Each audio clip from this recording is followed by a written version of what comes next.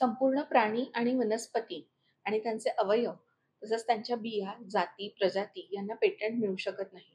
तसंच प्राणी आणि वनस्पती यांच्या वंशवृद्धीच्या पद्धती किंवा जैविक प्रक्रिया यांचंही पेटंट मिळू शकत नाही.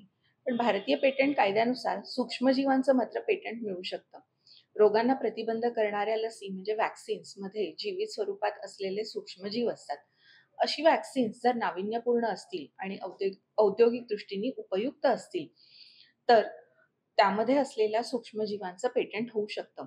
मात्र यामध्ये ह्युमन इंटरव्हेन्शन म्हणजे मानवी हस्तक्षेप होणं हे महत्त्वाचं असतं. गणिती प्रक्रिया, व्यवसाय करण्याच्या पद्धती किंवा फक्त संगणक प्रणाली म्हणजेच कम्प्युटर प्रोग्राम किंवा अल्गोरिदम यांचं पेटंट होऊ शकत नाही. आता व्यवसाय करण्याच्या पद्धती ह्या ई-कॉमर्समुळे खूप बदललेल्या आहेत. त्यामुळे तंत्रज्ञानाचा वापर केला तरीही संशोधनाचा मूळ गाभा हा व्यवसाय करण्याची पद्धत असाच जर असेल, तर त्याला मात्र पेटंट मिळू शकत नाही. तसंच एखाद्या गणिती सूत्राचा उपयोग करून, काही कॅल्क्युलेशन्स करून एखादं उत्तर काढणं ही गणिती प्रक्रिया झाली. त्यामुळे त्यालाही पेटंट मिळू शकत नाही.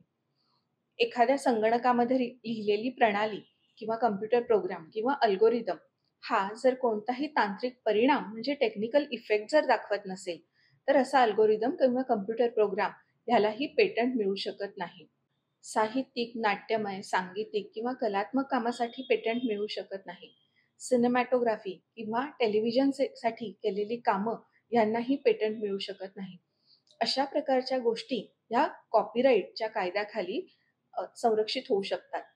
एखादी योजना, कायदा, नियम किंवा मनातल्या मनात केलेली कृती म्हणजेच मानसिक कृती किंवा मेंटल ॲक्ट, खेळ खेळण्याच्या पद्धती ह्यांनाही पेटंट मिळू शकत नाही.